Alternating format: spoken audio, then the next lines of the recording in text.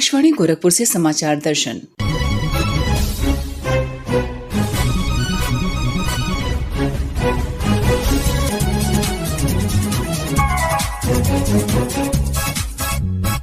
इस अंक में ऑपरेशन सिंदूर से आतंकवाद पर प्रहार के दूरगामी प्रभाव।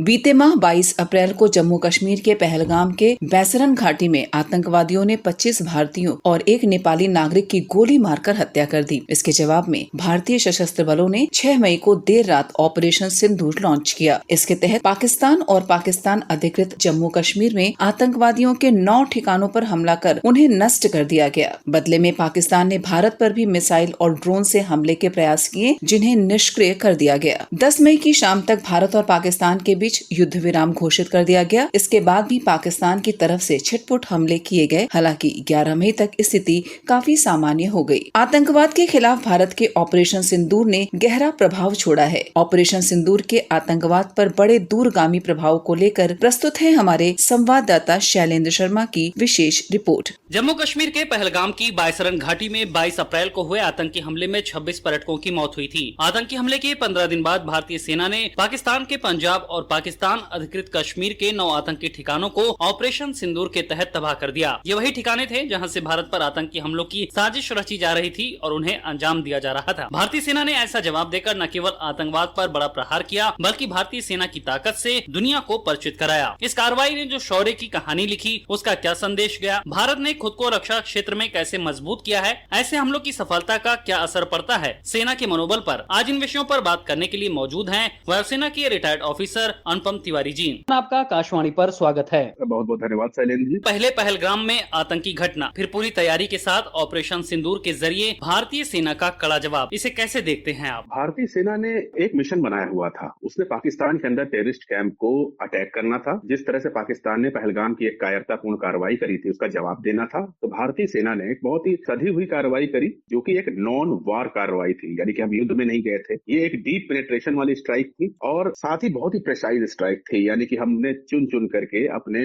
निशाने साधे, आतंकवादियों के ठिकाने नष्ट किए और उसके बाद हम इसको नॉन वॉर एक्सरसाइज कह रहे हैं, क्योंकि हमने इसमें युद्ध नहीं करा। तो भारतीय सेना ने अपना बदला भी लिया और एक मैच्योरिटी भी दिखाई, एक बड़ा देश होने का दम भी दिखाया और ये भी दिखाया कि हम अपने दुश्मनों को मार सकते हैं, हम बदला ले सकते हैं। तो ये कार्रवाई थी पूरी तरह से आतंकवाद के खिलाफ और ये उसी चीज को बताती है कि हिंदुस्तान इस समय जीरो टॉलरेंस अगेंस्ट टेररिज्म की पॉलिसी लेकर के चल रहा है। हम किसी भी तरह का आतंकवाद अपनी धरती पर बर्दाश्त नहीं करेंगे और इसी चीज को भारतीय सेना ने करके दिखाया 7 और 8 मई की रात को। बिल्कुल, लेकिन सीमा पार आतंकवाद से भारत लंबे समय से लड़ता आया है। इस बार जैसा जवाब दिया गया है, ये खास क्यों है? क्योंकि पिछले कुछ सालों में भारत ने जैसे खुद को तैयार किया है, वो इस बार भी दिखा है इस ऑपरेशन में। शैलेंद्र जी, इस बार के ऑपरेशन में कुछ चीजें तो अलग हैं ही। देखिए, इस बार का ऑपरेशन पूरी तरह से, जिसको हम लोग मिलिट्री की भाषा में बोलते हैं, काइनेटिक और नॉन काइनेटिक, 2 तरह के ऑपरेशन होते हैं जो एक सरकार दूसरी सरकार के खिलाफ करती है। लेकिन ये भारत के वर्तमान ऑपरेशन में काइनेटिक ऑप्शन भी दिखा है, नॉन काइनेटिक ऑप्शन भी दिखा है और सबसे बड़ी बात है कि नॉन काइनेटिक ऑप्शन पहले दिखा है। नॉन काइनेटिक ऑप्शन जहां पर आप मिलिट्री का इस्तेमाल नहीं करते हैं, आप डिप्लोमेटिक दबाव डाल करके और तमाम कुछ अन्य माध्यमों से दुश्मन के ऊपर प्रहार करते हैं। वो भारत ने पहलगाम हमले के बाद से ही कर दी थी। इसको आप देख सकते हैं कि भारत ने फूंक फूंक कर कदम रखा और अपनी पूरी तैयारियां करी थी। तो इसी वजह से ये अलग है ऑपरेशन। बिल्कुल सर, जिस तरह से आपने इस ऑपरेशन की खासियत बताई और देखने को भी मिला कि सटीकता,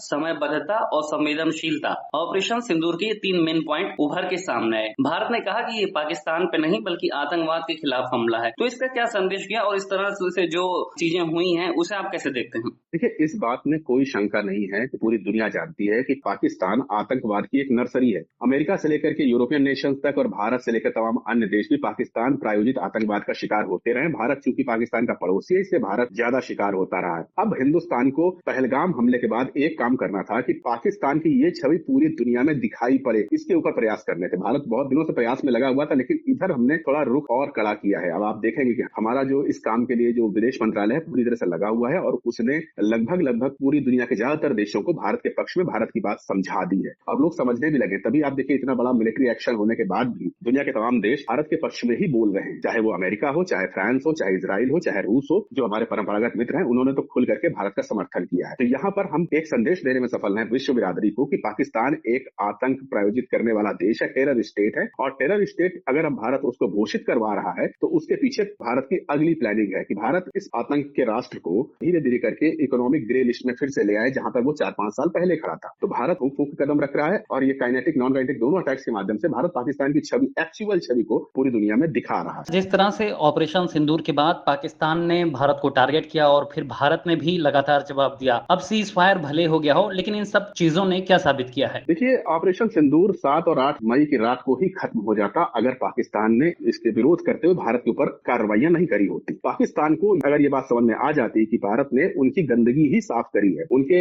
इलाके में जो ये आतंकवादी तत्व रह रहे हैं अपने ठिकाने बना करके, उनको ही साफ किया है, जिनसे पाकिस्तान को भी कोई फायदा होने वाला नहीं है, तो फिर पाकिस्तान अगर ये बात समझ जाता और भारत के साथ मिल जाता, भारत की बातों को एक्सेप्ट करता और रिटेलिएट नहीं करता, तो शायद ऑपरेशन सिंदूर वहीं पर खत्म हो जाता। लेकिन पाकिस्तान का जो रिटेलिएशन है उसने दिखा दिया कि पाकिस्तान की मंशा ठीक नहीं है। पूरी दुनिया जानती है कि जो वहां पर आतंकवाद पनप रहा है उसके पीछे पाकिस्तान की सेना भी है, पाकिस्तान की ISI भी है, और जो पाकिस्तान की जो पॉलिटिकल जमात है उसकी कोई वहां चलती नहीं है, वो सिर्फ दिखावे के लिए डेमोक्रेसी है। तो इसी वजह से उन्होंने रिटेलिएट किया, तो ऑपरेशन सिंदूर एक्सटेंड कर गया। बिल्कुल, रक्षा मंत्री राजनाथ सिंह ने भी कहा कि इस बार हमारे हथियार और हमारी तैयारी, सेना का शौर्य गुणवत्तापूर्ण रहा। आपके हिसाब से भारत की मौजूदा रक्षा ताकत में किन हथियारों और प्रयासों ने अब बड़ा अंतर ला दिया है? देखिए, अगर हम हथियारों की बात करें तो हमने जो पिछला बड़ा युद्ध लड़ा था वो कारगिल में लड़ा था। कारगिल के युद्ध में हमको एक चीज समझ में आई थी कि युद्ध करने के तरीके बदल रहे हैं, युद्ध करने की लोकेशन भी बदल रही है। कारगिल की ऊंची पहाड़ियों में हमको लड़ाई लड़नी थी, वहां पर हमने थोड़ा सा निर्णय लेने में देरी करी, और इसी वजह से आपने देखेंगे जो बाद में जो हथियार लाए, अगर हम उनको पहले दिन से चला रहे होते तो दुश्मन को हम जल्दी साफ कर सकते थे। उससे हमने सबक लिया है, और इस बार के कॉन्फ्लिक्ट में आप देखेंगे वेरी फर्स्ट डे, जिस रात में आधे घंटे का वो कार्रवाई होती है पाकिस्तान के तमाम शहरों के ऊपर, वहीं पर आपको दुनिया के सबसे शक्तिशाली राफेल विमान के दर्शन होते हैं, और उनके साथ उन 2 मिसाइलों का जिनका नाम लिया जा रहा है, जिनसे हमला हुआ, स्कैल्प और हैमर मिसाइल्स का आप उपयोग होते हुए देखेंगे। ये दिखा रहा है कि भारत ने अपने पुरानी चीजों से सबक भी लिया है, और साथ ही साथ अपने आप को दुनिया के तमाम नए आधुनिक चीजों के साथ अपग्रेड भी किया है। तभी आप ये भी देख रहे हैं कि जब पाकिस्तान रिटेलिएट कर रहा है, हमारे ऊपर मिसाइल फायर कर रहा है, तो हमारे पास एक सुदृढ़ एयर डिफेंस सिस्टम है, वायु रक्षा प्रणाली है S-400, जो अभी हमने 4 वर्ष पहले ही रशिया से खरीदी थी। तो इस तरह से दिखा रहा है कि हमने अपना डिफेंस और अटैक दोनों को समय के साथ आधुनिक तकनीकी के हिसाब से बेहतर कर लिया है। मैं मिसाइलों की बात कर रहा हूं, तो आप ये भी देखिए कि जिन लॉइटरिंग म्यूनिशंस का इस्तेमाल हुआ उस दिन 7 और 8 की रात को, और उसके बाद भी भारत के रिटेलिएशन में भी लॉइटरिंग म्यूनिशंस, यानी कि वो हथियार जिनको कि आप बहुत दूर बैठ करके गाइड कर सकते हैं, जो अपना रास्ता बदल सकते हैं, जो कि एक ठिकाने पर गिर सकते हैं, जो कि पूरी तरह से चीजों को नेस्तनाबूद कर सकते हैं, हमने उनको उपयोग किया। वो भी एक नई चीज थी, हमने इसके पहले कभी इस तरह के एमुनिशन इस्तेमाल नहीं किए थे। हमने ड्रोन वारफेयर केवल सुना था, पिछले 2 वर्षों से दुनिया के तमाम कॉन्फ्लिक्ट में ड्रोन वारफेयर चल रहा था, हमने ड्रोन का इस्तेमाल किया। और सबसे महत्वपूर्ण बात यह है कि इनमें से ज्यादातर जो ड्रोन्स हैं वो हिंदुस्तान में ही बने हुए। ये चीज दिखाता है कि हमारी इंजीनियरिंग प्रतिभा, सेना का मॉडर्नाइजेशन और सेना के जो युद्ध लड़ने की जो तकनीक है वो समय के साथ इवॉल्व हुई है, और इसी इवोल्यूशन ने हमारे हाथों को मजबूत किया है, सेना को मजबूत किया है और भारत को भी मजबूत किया है। लेकिन भारत शांति का हिमायती रहा है, लेकिन हमारी संप्रभुता, सुरक्षा पर आ जाए तो बखूबी जवाब भी हम दे सकते हैं। सर्जिकल स्ट्राइक, एयर स्ट्राइक और अब ऑपरेशन सिंदूर के जरिए ये बात कैसे साबित हुई है? देखिए, बहुत अच्छा प्रश्न है। भारत निश्चित तौर पर शांति का हिमायती रहा है। भारत गांधी जी के विचारधारा पर चलता है। गांधी जी सत्य, अहिंसा और हिंसा न करने की बात करते थे, लेकिन गांधी जी की विचारधारा को अगर आप सही से देखें, अगर आप बहुत बारीक से अध्ययन करें, तो उसके पीछे भी एक रेजिस्टेंस था। वो भी गलत को बर्दाश्त करने के लिए नहीं बोलते थे। तभी आप देखिए हिंदुस्तान के जो डिस्कोर्स है उसमें गांधी जी के साथ साथ भगत सिंह, आजाद और सुभाष चंद्र बोस की भी बड़ी महत्व है। इसी को आप अगर आज के पर्सपेक्टिव में देखिए तो पाकिस्तान को स्पष्ट किया गया था कि आप अपनी हरकतों से बाहर जाइए, आपकी हम कुछ चीजों को टॉलरेट भी करेंगे, हम उनको नजरअंदाज भी कर देंगे, लेकिन पाकिस्तान का रवैया नहीं बदला। तो हमारा गांधीवाद अब एक नए स्वरूप में आया। अब उस गांधीवाद के अंदर भगत सिंह के तत्व भी हैं, चंद्रशेखर आजाद के तत्व भी है, सुभाष चंद्र बोस के तत्व भी, यानी कि हमने लाइन नहीं छोड़ी है, हमने उग्रता नहीं करी है, हमने किसी निरपराध को नहीं मारा है, हमने सिर्फ आतंकवादियों को मारा है, लेकिन बहुत जोर से मारा। तो ये दिखा रहा है कि भारत ने अपना जो एक सोच है उसको समय के साथ उसको बेहतर किया है। समय के साथ जो चीजें जरूरी है उनको अपनी सोच के साथ समावेशित किया है। और अगर मैं कहूँ फाइनली कि गांधी के साथ भगत सिंह और आजाद और सुभाष को अगर आप पाकिस्तान ने जगा दिया है तो ये गलत नहीं होगा। अब ये सब जब एक साथ मिल करके जगे हैं तो भारत का प्रकोप पाकिस्तान देख रहा है, पाकिस्तान का आतंकवाद मुझे लगता है कि अब इस बार फाइनली चकनाचूर कर दिया जाएगा। आकाशवाणी से बात करने के लिए, हमसे महत्वपूर्ण जानकारी साझा करने के लिए आपका बहुत बहुत शुक्रिया। बहुत बहुत धन्यवाद शैलेंद्र जी। समाचार दर्शन के इस अंक में आप सुन रहे थे ऑपरेशन सिंदूर से आतंक पर प्रहार के दूरगामी प्रभाव। इसी के साथ संपन्न होता है समाचार दर्शन का यह अंक। संपादन ओम अवस्थी और वाचन शिवानी अरोरा।